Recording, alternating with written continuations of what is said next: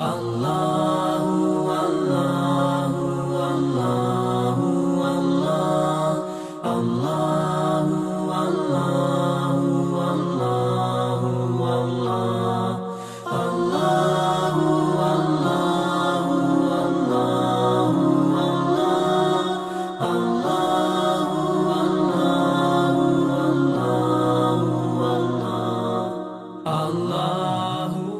اعوذ بک من همزات الشیاطین واعوذ بک رب ان یحضرون بسم اللہ الرحمن الرحیم الحمد للہ وسلام علی عباده الذین اصطفى ولعنۃ الدائمۃ الباقیۃ علی اعدائهم اجمعین من الآن الی قیام یوم الدین اما بعد اوصیکم ونفسی بتقوی اللہ وقال علی بن ابی طالب علیہم الصلاۃ والسلام لا يعاب المرء بتاخیر حقه انما يعاب من اخذ ما ليس له۔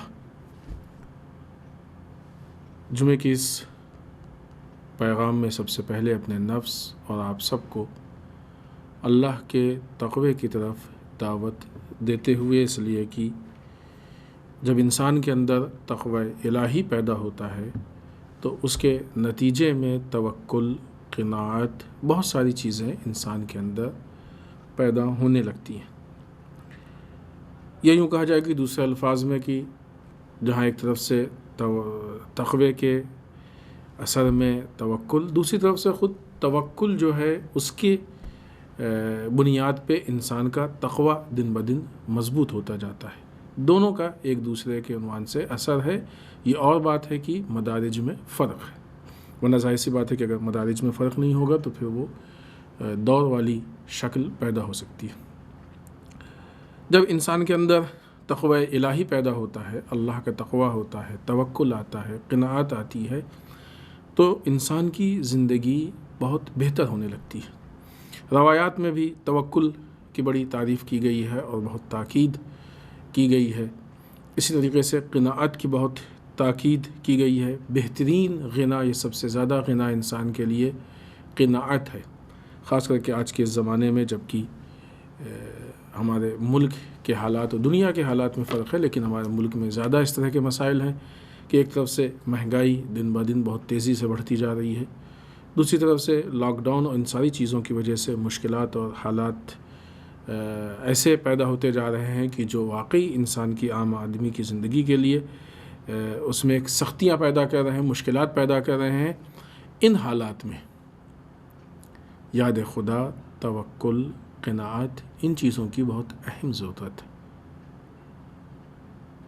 ان حالات سے، دونوں اعتبار سے، تقوی الہی انسان کو بہترین انداز سے نکال سکتا ہے۔ اس اعتبار سے بھی کہ انسان کے اندر اگر توکل ہو، انسان کے اندر اگر قناعت ہو، تو وہ ظاہر سی بات ہے کہ جو مالی مشکلات ہیں وہ بہت آسانی سے حل ہو جائیں گی، اور بہت ساری مشکلات کو انسان ہنستے کھیلتے اس کو نبھا جائے گا، یا بہت ہی دیسی زبان میں کہا جائے تو جھیل لے گا، اور بہت زیادہ شکوہ نہیں کرے گا۔ دوسری طرف سے یہ جو حالات دن بدن بد سے بدتر ہوتے جا رہے ہیں، ان حالات کے خلاف آواز اٹھانا بھی تقوی الہی کا تقاضا ہے۔ اس لیے کہ تقوی کا مطلب کہ الہی نظام اور الہی احکام کے اوپر پوری طریقے سے چلنا۔ اگر کوئی ایسا حکمران یا ایسا سسٹم و نظام ہمارے اوپر لاد دیا جائے، تھوپ دیا جائے کہ جو عوام کے لیے، ملک کے لیے نقصان دہ ہو، تو ہماری یہ مذہبی ذمہ داری ہے، انسانی ذمہ داری ہے کہ اس کے خلاف ہم آواز اٹھائیں۔ ضروری نہیں ہے کہ ہم کو مشکل ہو تبھی ہم آواز اٹھائیں، نہیں، معاشرے میں پرابلم ہے، یعنی جن لوگوں کو مشکل ہے وہ تو آواز اٹھائیں گے ہی اٹھائیں گے، جن کو مشکل نہیں ہے ان کی بھی ذمہ داری ہے آواز اٹھانے کی۔ کسی کا جملہ تھا، واقعی اچھا خوبصورت جملہ ہے، کہ یہ لوگ لاشیں تو اٹھا سکتے ہیں لیکن آواز نہیں اٹھا سکتے۔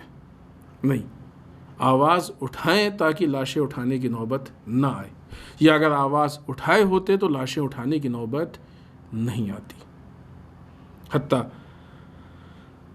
اگر آج مالی مشکلات یا بہت سارے مسائل و حالات ہیں تو اس کی وجہ یہی ہے کہ آج سے 5 سال پہلے، آج سے 7 سال پہلے آج سے 3 سال پہلے ایسی غلطی ہم نے یا ہمارے جیسوں نے کی ہے کہ جو یہ غلط نظام یا نظام کا مس یوز کرنے والے افراد ہمارے اوپر مسلط ہیں اور آج وہ منمانی کر کے ملک کو دن بدن خراب کر رہے ہیں۔ تو بہرحال تقوی الہی کے عنوان سے اصل گفتگو کا مقصد یہ ہے کہ وہ افراد کی جو مشکلات میں مبتلا ہیں اور افراد کی جو پریشان ہیں وہ اگر توکل اور قناعت سے کام لیں تو انشاءاللہ جو مشکلات ہیں یہ ان کو آسان دکھیں گی اور بہت آسانی سے ان مشکلات کے راستوں کو وہ نبھا لے جائیں گے، پورا کر لیں گے، پار کر لے جائیں گے اور انشاءاللہ مسائل حل ہو جائیں گے۔ دیکھیں جو بھی وقت ہوتا ہے وہ بہرحال گزر جاتا ہے۔ ایک زمانہ تھا کہ جو بہت اچھے وقت تھے بہت سے لوگوں کے، اور آج حالات اور کاروبار میں خرابی کی وجہ سے وہ اچھا وقت نہیں ہے۔ تو جس طریقے سے وہ اچھا وقت گزر گیا، یہ خراب آ گیا، اسی طریقے سے یہ خراب وقت بھی گزر جائے گا اور انشاءاللہ پھر اچھا سے اچھا اور بہتر وقت آئے گا۔ لیکن یہ ہے کہ کوشش ہم کو کرنی ہے۔ اس کے لیے قرآن مجید نے بہت واضح اعلان کیا کہ آگاہ ہو جاؤ، آگاہ ہو جاؤ۔ یہ متوجہ کر رہا ہے قرآن مجید کہ اللہ کی یاد میں ہی اطمینان قلب ہے، اللہ کی یاد میں ہی اطمینان ہے۔ ہم اللہ کو یاد کریں، اللہ سے لو لگائیں۔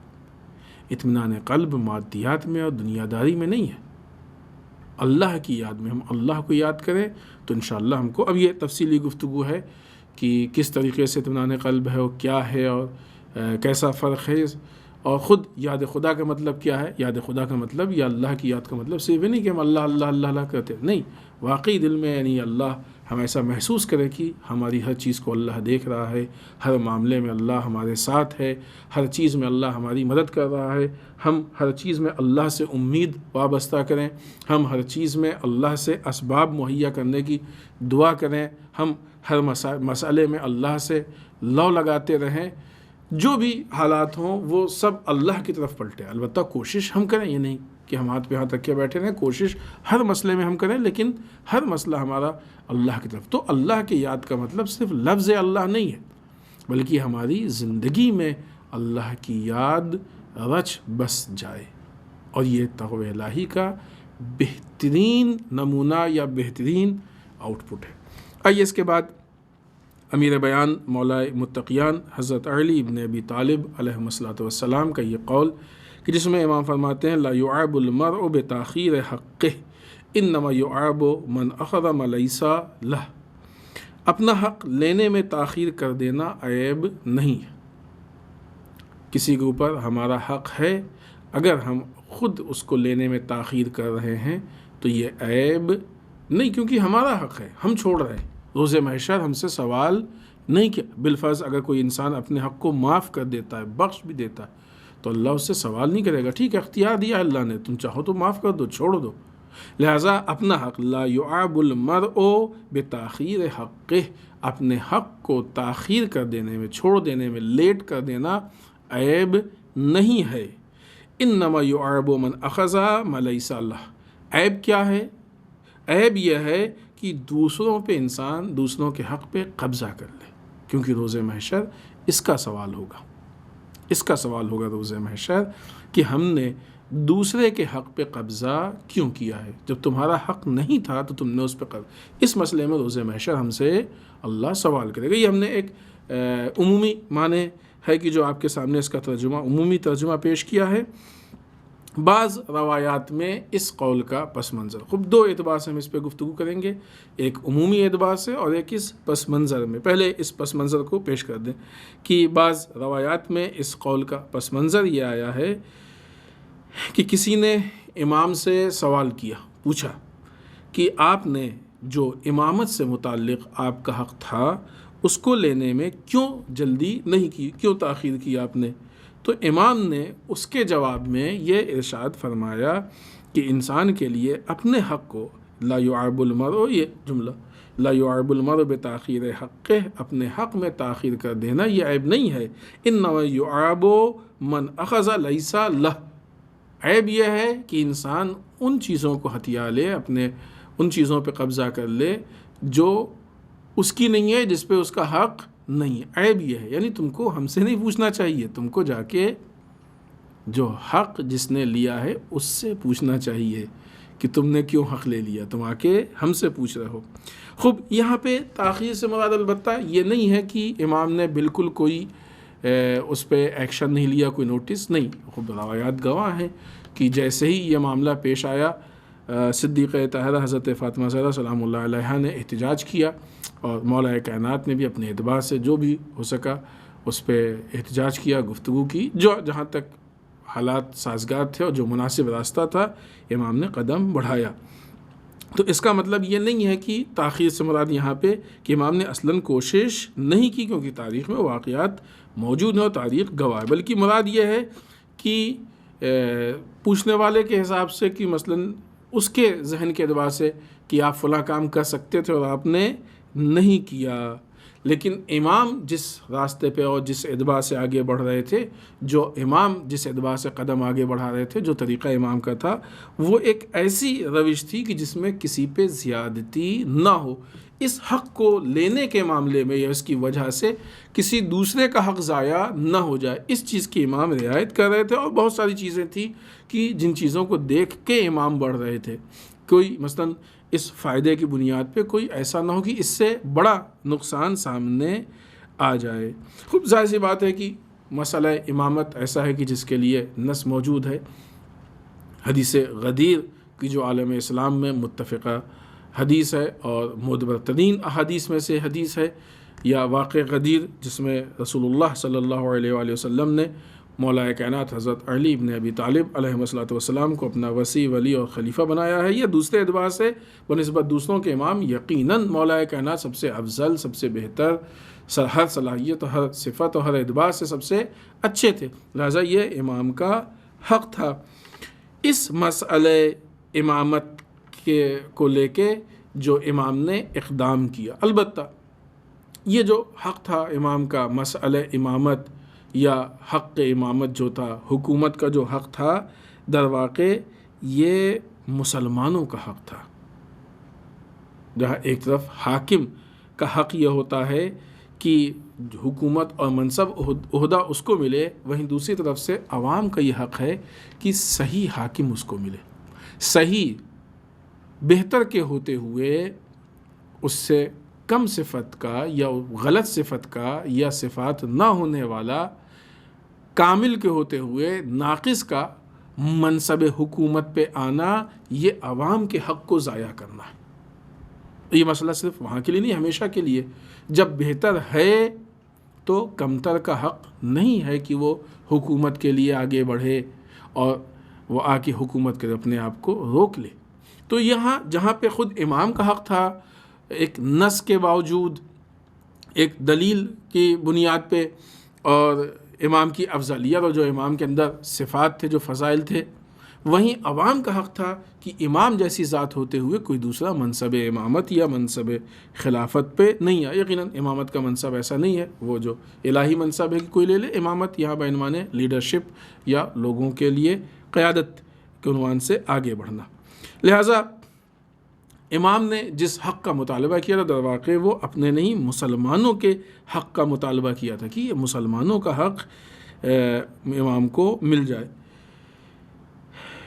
لیکن دوسری طرف سے جو مخالفین تھے وہ بھی آپس میں متحد ہو گئے تھے، وہ بھی آپس میں مل گئے تھے، متفق ہو گئے تھے۔ وہ آپس میں ملنے کے بعد انہوں نے یہ کوشش کی تھی کہ کسی بھی طریقے سے امام اس حق تک یا یہ حق امام تک نہ پہنچے اور امام کو اس حق سے محروم کر دیا جائے۔ تو مسئلہ صرف یہ نہیں تھا کہ امام جیسے بھی ہو سکے اس کو لے لے، نہیں، جو حالات پیش کر دیے گئے تھے ان حالات میں اس سے زیادہ قدم اٹھانا امام کے لیے ممکن نہیں تھا۔ ایک دوسری طرف سے البتہ یہاں پہ چونکہ یہ مسلمانوں کا حق تھا تو خود یہ سوال پیدا ہوتا ہے کہ جب یہ مسلمانوں کا حق تھا، یہ کسی نے سوال کیا ہے، روایات میں موجود ہے، تو یہ سوال پیدا ہوتا ہے کہ جب بھائی مسلمانوں کا حق تھا، بالفرض آپ کا اپنا حق تھا تو آپ خاموش چشم پوشی کر سکتے تھے، آپ چھوڑ کے بیٹھ جاتے، لیکن جب یہ مسلمانوں کا حق ہے تو پھر آپ کو حق نہیں حاصل ہے کہ آپ جو ہے اس میں تاخیر کریں یا چشم پوشی کریں یا چھوڑ کے بیٹھ جائیں۔ تو یہاں پہ پھر جواب تقریباً وہی ہے، لیکن تھوڑا سا ایک دوسری وضاحت کے ساتھ کہ در واقع یہ جو تاخیر تھی یہ امام کی طرف سے نہیں تھی، یہ تاخیر امام کی طرف سے نہیں تھی، بلکہ یہ تاخیر ان لوگوں کی طرف سے تھی کہ جنہوں نے سازش رچی تھی کہ امام اپنے حق تک نہ پہنچ پائے. یہ تاخیر ان کی طرف سے تھی. وہ ایسے حالات پیدا کر رہے تھے کہ امام اپنے حق تک نہیں پہنچ پائے. حتیٰ رسول اللہ صلی اللہ علیہ وآلہ وسلم کے زمانے میں جب رسول کے زندگی کے آخری مراحل ہیں اور رسول کاغذ و قلم مانگ رہے ہیں، تو اس وقت ایک سازش کے تحت کاغذ و قلم رسول کو نہیں دیا گیا اور نعوذ باللہ رسول پہ تہمت لگائی گئی. تو یہ ایک سازش تھی کہ حق امام علی تک اور امام علی اس حق تک نہ پہنچ پائے. تو وہ ذمہ دار ہے اس کے کہ جو امام علی اور حق کے بیچ میں رکاوٹ پیدا کر رہے ہیں، رکاوٹ ڈال رہے ہیں. البتہ یہاں پہ ان افراد کو بھی اس کا ذمہ دار سمجھا جائے گا کہ جن کی یہ ذمہ داری تھی کہ وہ کھڑے ہوتے، آواز اٹھاتے، وہ کہتے کہ یہ حق تمہارا نہیں ہے بلکہ یہ حق امام علی علیہ السلام کا ہے. لیکن وہ لوگ خاموش بیٹھے رہے اور انہوں نے جو بھی حالات تبدیل ہوئے اور غلط ہوئے، خراب ہوئے، ان سارے حالات کو ایکسیپٹ کر لیا، قبول کر لیا اور ان حالات کے خلاف آواز یا امام علی علیہ السلام کی حمایت میں آواز نہیں اٹھائی. لہٰذا اب اگر آپ دیکھیں تو اس تاخیر کے ذمہ دار سب سے پہلے وہ افراد ہیں کہ جنہوں نے سازش رچی، جنہوں نے مشکلات پیدا کی، وہ افراد کی جو راستے میں رکاوٹ بنے اور حالات کو سخت کرتے گئے تاکہ امام علی اس حق تک نہیں پہنچ پائے. لیکن ان کے ساتھ وہ لوگ بھی ذمہ دار ہیں کہ جب صدیق طاہرہ سلام اللہ علیہ نے قیام کیا، مولا کائنات نے مطالبہ کیا، اس وقت جن لوگوں کو، البتہ پوری امت کی ذمہ داری تھی، چونکہ میدان غدیر کا اعلان وہ ایک آدھ دو لوگوں تک نہیں تھا، وہ پوری امت تک پہنچ گیا تھا. اور نہیں کہ صرف وہی اعلان، رسول اللہ صلی اللہ علیہ وآلہ وسلم نے مختلف انداز میں، مختلف جگہوں پہ، مختلف حالات میں مولا کائنات کے فضائل اور آپ کے خلافت کا اعلان کیا تھا. تو جن لوگوں نے سنا تھا اور جن تک یہ باتیں پہنچی تھیں، ان سب کی یہ ذمہ داری تھی کہ جب حالات بدلتے ہوئے دیکھا ہے تو وہ کھڑے ہو کے آواز اٹھاتے، احتجاج کرتے کہ یہ غلط ہے، ہم نے تو کچھ اور رسول سے دیکھا اور سنا ہے. لہٰذا یہ جو حالات ہیں، ان حالات کے ذمہ دار نہ یہ کہ مولا کائنات ہیں، بلکہ وہ افراد ہیں جنہوں نے حالات پیدا کیے اور وہ افراد ہیں کہ جنہوں نے مولا کائنات کا سپورٹ نہیں کیا. لہٰذا ان حالات کو دیکھتے ہوئے اب مولا کائنات کے لیے اگر دو چیزیں، دو راستے پیدا ہو جائیں تو ان میں سے پھر کون سا بہتر ہے؟ ایک یہ کہ حق میں تاخیر ہو رہی ہے، دوسرے یہ کہ دوسروں کا حق چھن رہا ہے، ضائع ہو رہا ہے، جو حق نہیں ہے، ناحق ہے، وہ لینا پڑ رہا ہے. تو یقیناً بنسبت اس کے کہ دوسروں کا حق ضائع ہو، تاخیر ہونا امام علی علیہ السلام کے لیے بنسبت اس کے بہتر ہے، کیونکہ امام علی کسی کے حق کو ضائع نہیں کر سکتے. خوب یہ اور بات ہے کہ یہ تاخیر خود امام علی کی طرف سے نہیں تھی، یہ تاخیر کی جو ابھی بات گزری ہے، اس تاخیر کے ذمہ دار دوسرے افراد بھی ہیں. کیونکہ کسی کے حق کو لینا یہ گناہ، کسی کے حق کو ضائع کرنا یہ گناہ ہے. اور مولا کائنات جیسی ذات یا کوئی بھی دیندار، کوئی بھی مومن گناہ کو انجام نہیں دے سکتا. عمومی معنی کے اعتبار سے دیکھیں تو نارمل زندگی میں بھی کبھی ہم دوسرے کے حق کو ضائع کر لیتے، یعنی جو کوشش ہوتی ہے وہ یہ ہوتی ہے کہ ہمارا حق کسی پہ نہ رہ جائے، دوسرا کا ہم پہ رہ جائے چلے گا. عموماً ایسا عملی اس میں دیکھا جاتا ہے، کیونکہ دوسرے کے حق کی جو ہے وہ بہت زیادہ رعایت نہیں ہوتی. چاہے وہ آپ نارمل حالات میں دیکھ لیں، غیبت، کوئی دوسرے کا حق ہمارے اوپر آ گیا، ہمارے گردن پہ، تہمت، الزام، کسی کی زمین پہ، پراپرٹی پہ، جائیداد پہ قبضہ کر لینا، مال میں، حساب میں خود بدھ بھلے ہی چاہے چھوٹا سے چھوٹا ہو کر لینا، ادھر ادھر کر دینا، مظلوم کی حمایت کرنا، باطل کے خلاف آواز اٹھانا، حق کی حمایت میں آواز اٹھانا، بہت سارے حقوق ہیں جو ہمارے اوپر. امام علی بن الحسین زین العابدین علیہ السلام نے حقوق بیان کیے ہیں، اور رسالۃ الحقوق جیسا وہ کتابچہ اور رسالہ جو ہے وہ ہماری نگاہوں کے سامنے کہ جس میں بہت سارے حقوق ہیں، کس کے ہم پہ کیا حق ہے، پڑوسیوں کے حق، ہماری قوم کے حق، ماں باپ کے حق اور وغیرہ وغیرہ.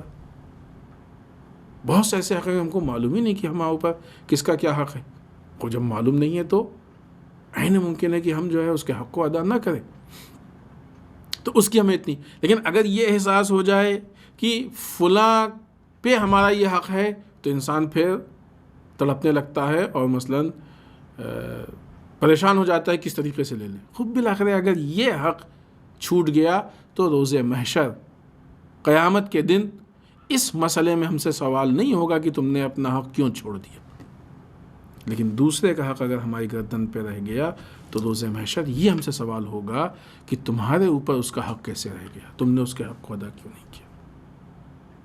یعنی جس راستے پہ کوشش چل رہی ہے، کوشش اس سے ہٹ کے، ہم یہ نہیں کہہ رہے ہیں کہ ہم جو بھی جس کے گردن پہ ہمارا حق ہے ہم چھوڑ دیں، نہیں، لیں وہ حق، لیکن یہ مسئلہ کہ ہماری گردن پہ اگر کسی کا حق ہے وہ زیادہ اہم ہے اس کو کلیئر، کیونکہ اگر ہمارا کسی کے اوپر حق ہے اور ہم نہیں لیتے ہیں تو روز محشر جنت اور ان ساری چیزوں کے لیے وہ رکاوٹ نہیں بنے گا. لیکن اگر کسی کا ہماری گردن پہ حق ہے ہم ادا نہیں کرتے ہیں تو وہ ہر چیز میں رکاوٹ بنے گا اور عذاب کا باعث بن سکتا ہے، وہ بنے گا. لہٰذا وہ ادا کرنا ضروری ہے. روز محشر اس سے پرابلم ہوگی، اس سے پرابلم نہیں ہوگی کہ ہمارے اوپر کس کا حق ہے، لیکن ہم پہ کسی کا حق ہے اس سے پرابلم ہوگی روز محشر. کوشش یہ ہونی چاہیے کہ ہم اتنے کلیئر ہوں کہ ہمارے اوپر کسی کا حق نہ ہو. اگر معاشرے کا ہر انسان اس بات پہ عمل کرنا شروع کر دے کہ ہمارے اوپر کسی کا حق نہ ہونا چاہیے تو پھر جس کے اوپر ہمارا حق ہے اس کو کلیئر کرنے کے لیے پھر ہمیں اتنی کوشش کرنے کی ضرورت نہیں ہوگی، بلکہ وہ خود سامنے سے آئے گا کہ بھائی آپ کا یہ حق ہے، ہم چاہتے ہیں اس کو کلیئر کر دیں. کسی کو اگر ہمارا حق ہے تو در واقع یہ اس کی ذمہ داری ہے کہ وہ آ کے اس کو ادا کرے. یہ اور بات ہے کہ ہم کو حق حاصل ہے کہ جا کے ہم اس سے مطالبہ کر سکتے ہیں، وہ کسی اعتبار سے بھی ہو، لیکن اصل اس کی ذمہ داری ہے کہ وہ آیا کہ اگر نہیں ادا کر رہا ہے تو روز محشر اس سے سوال کیا جائے گا. بعض اوقات یہ ہوتا ہے اور یہ غفلت ہے کہ جو ہم کو آتش جہنم کی طرف لے کے جاتی ہے کہ ہم کو وہ حق زیادہ نظر آتا ہے جو دوسروں پہ ہمارا ہے، لیکن اس حق کو ہم نہیں دیکھ پاتے جو ہمارے اوپر دوسروں کا ہے. وہاں پہ آ کے آنکھیں بند ہو جاتی ہیں، یا بعض اوقات اس حق کو مثلاً حق نہیں سمجھتے اور ہم اس کو پائمال کرتے جاتے ہیں. یہ بہت بڑی غفلت ہے. بعض اوقات گفتگو میں ہم کو محسوس ہوتا ہے کہ نہیں، ہمارا حق یہ ہے کہ دوسرے ہم سے صحیح سے گفتگو کریں، آداب یہ وہ، لیکن جب ہم دوسرے سے گفتگو کرتے ہیں تو پھر ہم کو اس بات کا احساس نہیں ہوتا کہ اس کا بھی تو ہم پہ یہی حق ہے. جس لہجے میں ہم گفتگو کرتے ہیں اگر اسی لہجے میں دوسرا ہم سے گفتگو کر لے، جس انداز میں ہم گفتگو کرتے ہیں اگر دوسرا ہم سے، تو ہم ناراض ہو جاتے ہیں، بگڑ جاتے ہیں. بہت ساری ایسی چیزیں.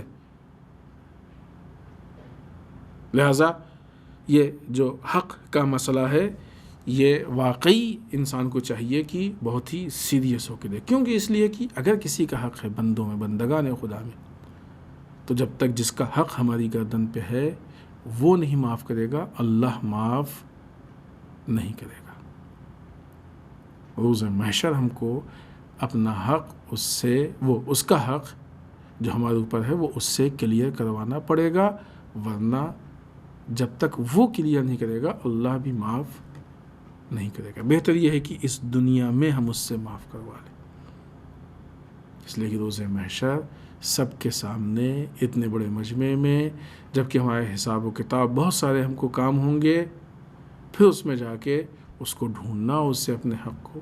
کسی موقع پہ یہ گفتگو ہو رہی تھی، شاید غیبت اور اس طرح کوئی مسئلہ تھا، تو اس میں ہم نے اپنے جوانوں سے کہا تھا کہ آپ کیلکولیشن کیجئے، حساب کیجئے کہ بالفرض اگر ہر روز ایک حق کسی کا ہماری گردن پہ، ہفتے میں 7 حق ہو گئے، مہینے میں 30 ہو گئے، سال میں 365، 10 سال میں 3650. سوچیں کہ پوری زندگی میں بالفرض بعض اوقات ہوتا ہے کہ مثلا بیٹھ گیا 2-4 لوگوں کی غیبت کر ڈالی تو 4 ہو گئے. بہت سارے کام جو کرنے چاہیے نہیں کیے تو ان کے حق ہو گئے ہمارے اوپر. ہو سکتا ہے کسی دن شاید کسی کا نہ، لیکن ہو سکتا ہے کسی دن 4 ہو جائے. اگر ہم رعایت نہیں کرتے ہیں اور پر ڈے کے حساب سے ایک حق ہماری گردن پہ ہے تو روز محشر ہم ہزاروں حق ایسا ہوگا کہ جو دوسروں کے ہمارے گردن پہ ہوں گے. اتنے سارے حقوق کو کلیئر کرنے میں کتنا ٹائم لگے گا؟ روز محشر جب کہ وہ گرمی سخت ہوگی، بھوک و پیاس کا عالم ہوگا، انسان پریشان ہوگا، بہت سارے مسائل و مشکلات ہوں گے، اس میں اتنے سارے حق. لیکن اگر اسی دنیا میں ہم اس کو کلیئر کر لیتے ہیں تو یہ ایک بہت بڑا مسئلہ ہوگا کہ جو یہاں پہ حل ہو چکا ہوگا، اور وہاں پہ ہم کو اس کے لیے محنت یا کام یا کوشش نہیں کرنی پڑے گی. عقل مندی کا تقاضا یہ ہے کہ انسان دنیا میں ہی جو بھی دوسروں کے حقوق ہمارے گردن پہ ہیں ان کو کلیئر کر کے جائے اور وہاں کے لیے نہ چھوڑے. آئیے اس کے بعد موجودہ حالات میں ایک آدھ دو گفتگو ہیں کہ جن کو ہم جلدی صاحب کی خدمت میں پیش کریں اور اپنی اس گفتگو ختم کریں. خوب سب سے پہلے جو بہت عجیب سی خبر ہے جو سامنے آئی ہے، ایک شخص نے اس سے پہلے بھی قرآن کو لے کے یا وہ گوئیاں کی تھیں، اول فال بکا تھا اور 26 آیتوں کے لیے کہا تھا کہ اس سے ہٹا دیا جائے. ظاہر سی بات ہے کہ بے بنیاد اور احمقانہ بات تھی. کورٹ میں اس نے اپلیکیشن دی تھی اور وہ خارج کر دی گئی اور اس پہ جرمانہ بھی لگایا گیا. کورٹ کے فیصلے کے خلاف جاتے ہوئے اس نے ایک قرآن بنایا ہے اپنے سے، اور اس کو قرآن بھی نہیں کہہ سکتے، بہرحال اس کی اپنی ایک بنائی ہوئی چیز ہے، بنایا ہے، اور بنانے کے بعد اس میں وہ آیتیں ہٹا دیں اور ترتیب تبدیل کر دی، جو بھی ہو سب کچھ کر کے، اور یہ قرآن کے نام پہ ایک کتاب پیش کی ہے. ظاہر سی بات ہے کہ اسلامی قانون کے اعتبار سے تو وہ مجرم تھا ہی اور ہے بھی، کورٹ کے خلاف بھی ہو گیا ہے. ظاہر سی بات ہے کہ ہنسی آتی ہے کہ ایسا شخص کہ جس کے لیے اگر دیکھا جائے تو شاید صحیح سے ایک صفحہ پڑھ نہیں سکتا، وہ آج قرآن لے کے آ رہا ہے، پیش کر رہا ہے، قرآن بتا رہا ہے. اگر قرآن میں آپ کے حساب سے جو تبدیلیاں کی گئی ہیں تو امام علی علیہ السلام، یہ جو اسی نے کہا ہے کہ وہ حالات ایسے تھے کہ امام علی حالات وغیرہ سے نہیں ڈرنے والے. امام علی تمہارے تھوڑی ہے، نعوذ باللہ استغفر اللہ. اور البتہ یہ بھی کہنا کہ تمہارے نہیں، یہ بھی غلط ہے، تم تو نہایت پست و بدترین انسان ہو. امام علی نے اگر کہا ہے کہ یہی قرآن اپنا لو صحیح ہے، تو پھر اب اس میں کوئی بھی ایک حرف امام کے آگے بڑھ کے نہیں بول سکتا ہے، امام کے آگے بڑھ کے نہیں بول سکتا. اور مسئلہ صرف امام علی کا نہیں ہے. تمہاری کیا حیثیت اور اوقات ہے کہ تم آج یہ بات، یہ تحقیقی موضوع ہے، خود تمہاری کون سی اوقات ہے کہ تم آ کے قرآن کے مسئلے میں تحقیق کرو، ریسرچ کرو. آج ہمارے یہاں ایک طولانی فہرست ایسے علماء کی جنہوں نے علوم قرآن، تفسیر، ان ساری چیزوں پہ ریسرچ کیا ہے، کسی نے آج تک یہ آواز نہیں اٹھائی ہے. ہمارا جیسا بدبخت، معلوم ہے کہ اس میں تم کو کوئی مسئلہ قرآن کا ان چیزوں کا ہے ہی نہیں. تم باطل کے ہاتھ کے ایک پیادے ہو کہ اس کے باطل کے اہداف اور مقاصد کو پورا کرنے کے لیے تم آگے آگے کود رہے ہو. اور تمہاری کیا حیثیت ہے؟ صحیح معنوں میں اگر کہا جائے تو تم کو معلوم ہی کیا ہے کہ قرآن کیا ہوتا ہے؟ تمہیں کیا معلوم قرآن کس چیز کا نام ہے؟ قرآن پڑھنے کا مطلب یہ تھوڑی ہے کہ انسان جو ہے وہ اگرچہ اس اعتبار سے شاید تم ایک صفحہ نہ پڑھ پاؤ کہ انسان جو ہے خالی عبادتوں کو ٹیکسٹ کو پڑھ لے، اس کا نام تھوڑی ہوتا ہے کوئی کتاب پڑھنا. تمہیں کیا معلوم کہ قرآن میں کیا لکھا ہے؟ خالی کسی نے بتا دیا یا کچھ تھوڑا بہت ترجمہ پڑھ لیا. جن آیتوں کی تم نے گفتگو کی ہے، اصل تمہیں معلوم ہی نہیں کہ جہاد کہتے کس کو ہیں. احمق ہو تم. جو باطل کی سازش ہے کہ جہاد کو آتنکواد سے جوڑ کے بدنام کرے، وہی کام تم کر رہے ہو، ورنہ اسلام میں ایسا نہیں ہے. جہاد تو اچھائی کے لیے کوشش کرنا ہے، اور اس مسئلے میں بالفرض اگر قتل کی بھی ضرورت پڑتی ہے، لڑائی کی جنگ کی بھی ضرورت پڑتی ہے، تو وہ جنگ اچھی ہے کیونکہ اصلاح کے لیے ہے، اور اس کو سب صحیح مانتے ہیں. تم کو نہیں معلوم کہ جہاد کسے کہتے ہیں، تم کو نہیں معلوم کہ قرآن میں کیا لکھا ہے، تمہیں نہیں معلوم کہ قرآن کیا کہتا ہے. تم یہ سارے کام صرف باطل کو خوش کرنے کے لیے اس کی چاپلوسی میں کر رہے ہو. اور صرف اتنا ہی نہیں ہے، شروع سے جو تمہارا سلسلہ چل رہا ہے، چاہے وہ فلاں فلم ہو، کیا ہو، بہت سارے اسٹیٹمنٹ ہوں جو جس انداز اور جس اعتبار سے بہت ساری چیزیں پیش کی ہیں، تم ہندوستان میں مسلمانوں کے درمیان اختلاف اور جھگڑے کی فضا قائم کرنا چاہ رہے ہو، کیونکہ تمہاری گفتگو اسی طرف جا رہی ہے، جس انداز سے تمہاری گفتگو ہے۔ اور یہ کام کسی فاسد اور مفسد کا ہے، یہ عام اور صحیح انسان کا کام نہیں ہے۔ جو تم ایک ڈھونگ رچ رہے ہو کہ یہ آتنکواد والی چیزیں ہیں اور یہ ہے، جو تم کر رہے ہو اس کا نتیجہ کیا ہے؟ اس کو آتنکواد نہیں کہیں گے، اختلاف کی فضا کو قائم کریں۔ یہ اور بات ہے کہ الحمدللہ ابھی علم نے اور فکر نے اتنی ترقی کر لی ہے اور اتحاد اتنا مضبوط ہو گیا ہے کہ تمہارے جیسے پیادے اور تمہارے جیسے غیر اس کو نہیں توڑ پا رہے ہیں، اور لوگوں کے اندر آج تم یہی چاہتے ہو نا کہ برادران اہل سنت جو ہیں وہ ورغلا جائیں اور ایک جوش میں آ جائیں۔ ان کو معلوم ہے تمہاری اوقات اور حیثیت کیا ہے، ان کو معلوم ہے، اور یہی وجہ ہے کہ تمہارے اسٹیٹمنٹ کو تشیع کا اسٹیٹمنٹ نہیں سمجھا جاتا، اور ہے بھی نہیں۔ تمہاری قومی کوئی حیثیت ہی نہیں ہے کہ تم قومی حیثیت سے گفتگو کرو۔ کیا حیثیت ہے تمہاری؟ کوئی قومی حیثیت نہیں ہے۔ لہٰذا ان کو معلوم ہے حقیقت اور جو اہداف و مقاصد میں شامل ہیں، لہٰذا تمہارے وہ یقیناً نہیں پورے ہوئے ہیں اور حتماً پورے ہوں گے بھی نہیں، مطمئن ہو جاؤ اس مسئلے میں۔ یہ ساری چیزیں کر کے اپنی دنیا بھی خراب کر رہے ہو، عاقبت اور آخرت بھی خراب کر رہے ہو، لیکن اس سے کچھ حاصل ہونے والا نہیں ہے۔ جو حالات سامنے آ رہے ہیں، ایک طرف سے مولا کائنات سے متعلق وہ آرٹیکل جو ایک نیوز پیپر صحافت میں چھاپا، اور پھر اس کے بعد ایک فضا اور حالات پیدا ہوئے اور بہت سی ایسی چیزیں سامنے آئیں گی جس سے شیعہ قوم جو ہے وہ جذبات میں آئے۔ بعض کلپس جس میں خود اس بدبخت کی بھی ایک کلپ ہے ظاہراً، ایک کلپ کہ جس میں بہت ہی بھونڈی زبان میں، بہت ہی کیا کہا جائے، بے غیرتی کی زبان میں، بہت ہی پست لوگوں کی زبان میں، جو بہت ہی پست درجے کے جاہل ہوتے ہیں، ایسی زبان میں گفتگو کی گئی ہے، اور پھر اس کے بعد اس کو شائع کیا گیا ہے لوگوں کے درمیان۔ ظاہر سی بات ہے کہ دنیا نہیں اس چیز کو دیکھتی ہے۔ ایک انسان اتنی بھونڈی گفتگو کر کے پھر اس کے بعد اس کلپ کو جو ہے وہ لوگوں میں شائع کرے گا۔ ہو سکتا ہے کہ اس کا مقصد یہی ہو کہ برادران اہل سنت کو جو ہے ان کے جذبات کو ابھارا جائے اور ایسے حالات پیدا کیے جائیں۔ دوسری طرف سے پھر یہ مسئلہ پیش کرنا، تو اب یہ ایسی کوششیں ہیں جس میں آپ دیکھیں تو مختلف اسٹیپ میں یہ حالات سامنے آ رہے ہیں کہ ایک طرف سے تشیع کو جذبات میں لایا جائے، ایک طرف سے برادران اہل سنت کو جذبات میں لایا جائے، اور پھر اس کے بعد وہ لڑائی اور جنگ کی صورت پیدا ہو جائے۔ یقیناً نہیں ہوگی، اس لیے کہ الحمدللہ دونوں طرف افراد ایسے ہیں کہ جن کے اندر شعور ہے، فکر اچھی ہے، اتحاد مضبوط ہو چکا ہے۔ نہیں ہوگا الحمدللہ انشاءاللہ، لیکن تمہاری حیثیت معلوم ہو گئی، یہ تمہارے جیسوں کی حیثیت معلوم ہو گئی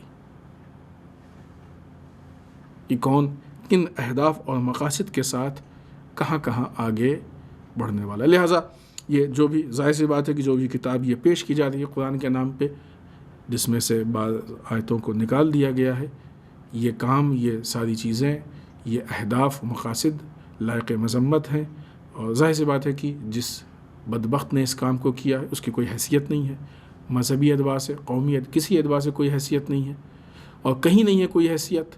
وہ ایک یعنی یوں کہا جائے کہ دوسری قومیں بھی اس کی حقیقت کو پہچانتی ہیں، لیکن چونکہ مسئلہ قرآن کا اتنا اہم ہے لہٰذا مجبوراً گفتگو کرنی پڑ رہی ہے، ورنہ ایسے بدبخت افراد کی حرکتوں پہ گفتگو کرنے کی بھی ضرورت نہیں ہے، پست آدمی ہے، لیکن چونکہ خود مسئلہ جس چیز سے متعلق ہے، قرآن سے متعلق، وہ اہم ہے، یا ایک تھوڑا سا وہ تحلیلی صورت ہے کہ اس حساب سے دیکھا جائے تو جو اختلاف کی صورت ایک تحلیلی اعتبار سے پیدا ہونے کی کوشش ہے یا فساد پیدا ہو رہا ہے اس سے، اس مسئلے پہ بولنے کی ضرورت ہے، لہٰذا یہ گفتگو کی گئی، ورنہ اس کی بھی ضرورت نہیں تھی، کیونکہ اس انسان کی کوئی حیثیت ہی نہیں، اس کی بات کو کون دھیان دے گا۔ دوسرا مسئلہ جو موجودہ حالات میں ہے اور جس کا تعلق خود آج کی تاریخ سے ہے، وہ البتہ بہرحال گزشتہ تاریخ سے اصل ہے، لیکن بہرحال 4 جون اور یہ ایام ہے کہ جو امام خمینی رحمۃ اللہ تعالیٰ علیہ کے رحلت کے ایام ہے۔ پچھلے ہفتے بھی امام خمینی کی سیرت اور ان سے متعلق گفتگو ہوئی تھی، لیکن چونکہ اصل مناسبت ہے لہٰذا آج چاہتے ہیں کہ تھوڑی سی گفتگو ہو۔ امام خمینی کی برسی پہ ہم امام خمینی کی تعلیمات کو، ان کے افکار کو، ان کی باتوں کو زیادہ سے زیادہ لوگوں کے سامنے پیش کریں اور اپنے اندر ان کو احیاء اور زندہ کرنے کی کوشش کریں، تاکہ امام خمینی جس طریقے سے پوری دنیا سے باطل کو ختم کرنا چاہتے تھے اور جو کمزور جن کو بنا دیا گیا ہے، جو مظلوم ہے، جو صحیح ایک سسٹم، صحیح نظام ہے، اصلاح، ان ساری چیزوں کو اوپر لانا چاہتے تھے۔ در واقع ان ساری چیزوں کے لیے امام خمینی انقلاب لائے۔ انقلاب کسے کہتے ہیں؟ انقلاب یعنی تبدیلی۔ اور کیسی تبدیلی؟ وہ تبدیلی کہ جو کسی ملک کو، کسی قوم کو یا افراد کو، کسی پورے زمانے کو برائی سے نکال کے اچھائی کی طرف لیا ہے، اس کے لیے انقلاب۔ مثلا ہندوستان میں انقلاب آیا، ہندوستان کو برٹش نے اپنا غلام بنا لیا تھا، بہرحال ایک اچھی چیز نہیں ہے، غلط چیز ہے، برائی چیز ہے، بری چیز ہے، ہمارے اوپر قبضہ تھا، اس بری حالت سے نکال کے اچھی حالت کی طرف لیا ہے۔ انقلاب تبدیلی ہے، لیکن کیسی تبدیلی کہ جو برائی سے اچھائی کی طرف جائے۔ دین کے معاملے میں جو انقلاب ہوتا ہے، خوب اس انقلاب کی ہم سب کو ضرورت ہے۔ امام خمینی جو انقلاب لائے ہیں، یہ انقلاب مذہبی بھی ہے اور اصل مذہبی ہی ہے۔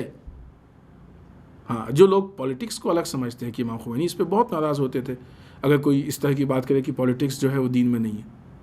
جو لوگ پولیٹکس کو الگ سمجھتے تھے ان کے اعتبار سے مذہبی بھی ہے، سیاسی بھی ہے، وغیرہ وغیرہ، لیکن در واقع مذہبی ہی ہے، اس لیے کہ مذہب میں ہی کلچر اور پولیٹکس اور ہر چیز داخل ہے اور شامل ہے۔ امام خمینی اس کو الگ نہیں سمجھتے تھے۔ لہٰذا یہ جو امام خمینی مذہبی انقلاب لائے ہیں، مذہبی انقلاب کا مطلب یہ کہ اسلام میں جو تبدیلیاں کر کے اسلام کو خرابیوں کی طرف لے جایا گیا تھا، امام خمینی نے آ کے ان خرابیوں کو ہٹایا اور ان خرابیوں سے صاف کر کے، پاک کر کے امت مسلمہ کو حقیقی اسلام تک لیا۔ یہ انقلاب ہے، خرابی سے نکال کے۔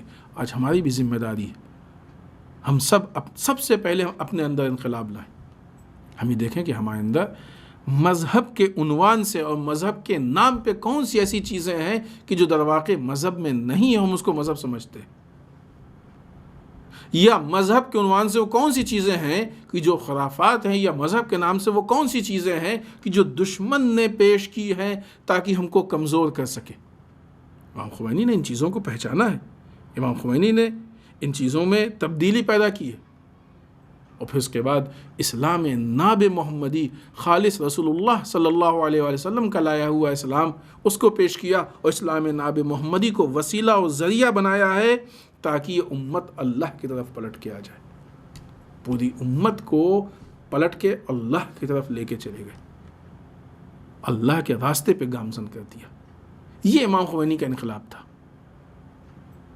یہ انقلاب سب سے پہلے ہم سب کی ذمہ داری ہے کہ ہمارے نفس کے اندر آئے۔ امام خمینی کے انقلاب میں حکومت اسلامی ہے، در واقع نفس کے اوپر اسلام کی حکومت ہے، یا حکومت اسلامی ہے۔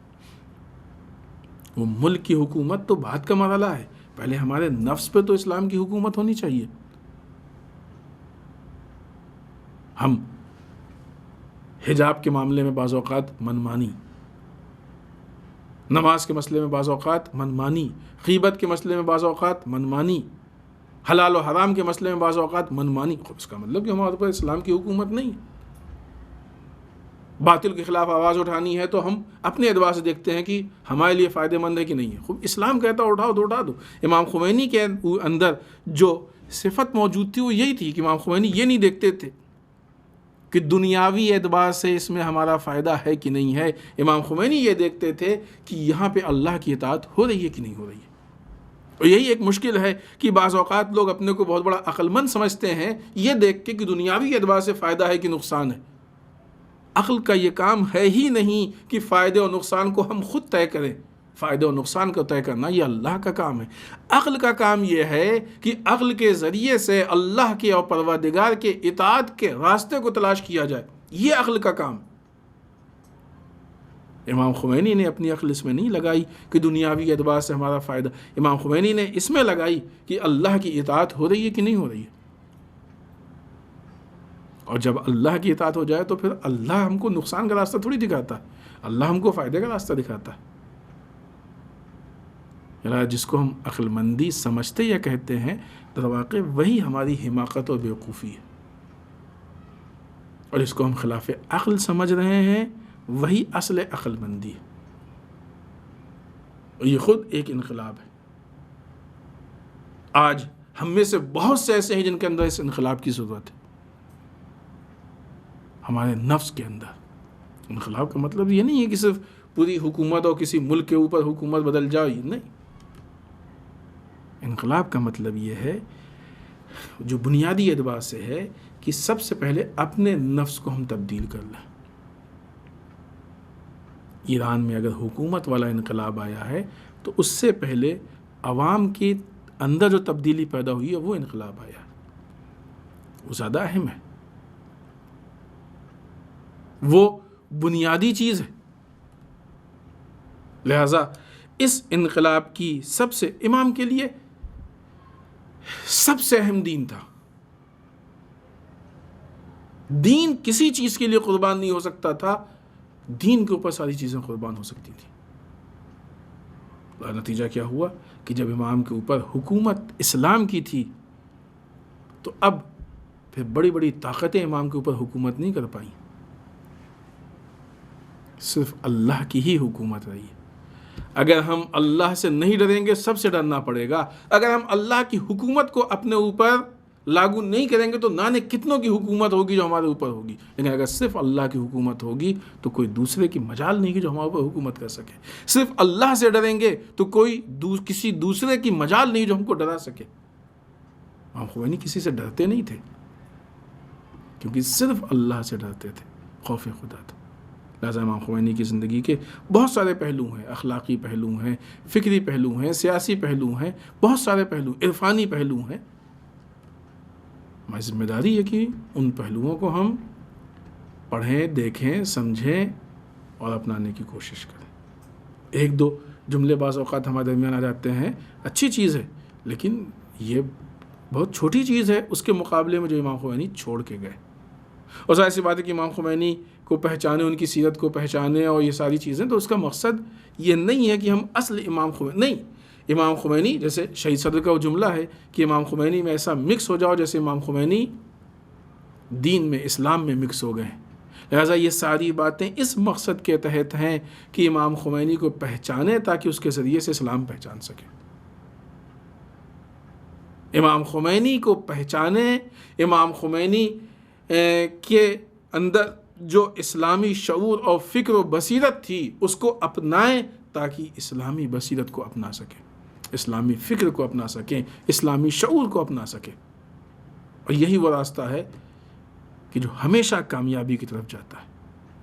لہذا امام خمینی کی اس برسی کے موقع پہ ہم سب کی ذمہ داری ہے کہ امام خمینی کی تعلیمات کو پڑھیں، سمجھیں، اپنائیں اور دوسروں تک پہنچائیں تاکہ دنیا سے بہت ساری خرابیاں ہیں کہ جو کہ آہستہ آہستہ ختم ہو انشاءاللہ، اور اچھائیاں آئیں کہ یہی وہ راستہ ہوگا کہ جو زمینہ فراہم کرے گا امام زمانہ عجل اللہ تعالیٰ فرجہ الشریف کے ظہور کی۔ اگر ہم زبان سے دعا کرتے ہیں کہ ظہور میں تعجیل ہو تو عمل کے ذریعے سے کوشش کرنا بھی ہماری ہی ذمہ داری ہے۔ والسلام علیکم ورحمۃ اللہ وبرکاتہ۔ الہی بحق الزہرا و ابیہا و بعلہا و بنیہا، پالنے والے ہم سب کو اعمال صالحہ کی توفیق عنایت فرما، بار الہ اعمال قبیحہ سے محفوظ رکھ، پالنے والے ہمارے گناہوں کو بخش دے، بار الہ ہمارے مرحومین کو بخش دے، پالنے والے اسلام و مسلمین کی حفاظت فرما، بار الہ دشمنان اسلام کو نیست و نابود کر دے، پالنے والے ہمارے علماء کا سایہ ہمارے سروں پہ باقی رکھ، بار الہ رہبر و مراجع کو طول عمر عنایت فرما، بار الہ ہمارے امام کے ظہور میں تعجیل فرما، ہمیں ان کے اعوان و انصار میں شریک ہونے کی توفیق عنایت فرما۔ ربنا تقبل منا انک انت السمیع العلیم۔